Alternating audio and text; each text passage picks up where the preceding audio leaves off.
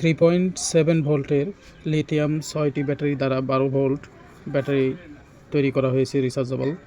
এই বিএসএন সার্কিটটির মাধ্যমে প্রথমে 6টি ব্যাটারি প্যারালালভাবে সাজিয়ে নিতে হবে।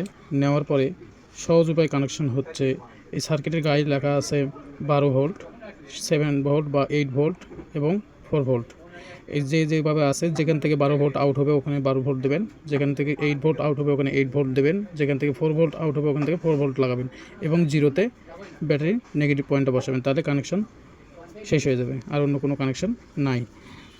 এবং এখান থেকে আউটপুট সিস্টেমটা আছে পি প্লাস ও পি মাইনাস, এখান থেকে 12 ভোল্ট আউট হবে। এখন এর মাধ্যমে আপনারা যে কোনো ফ্যান, 12 ভোল্টের ফ্যান অনায়াসে চালাতে পারবেন। যেমন আপনাদেরকে আমি দেখাচ্ছি, এই দেখেন এখানে একটা 12 ভোল্ট মোটর লাগানো আছে, আমি এখানে সেট করেছি। এই মোটরের মধ্যে আপনারা চাইলে নিজেরা এর মধ্যে সেট করতে পারেন। আর এখানে একটা রেগুলেটর ব্যবহার করা হয়েছে।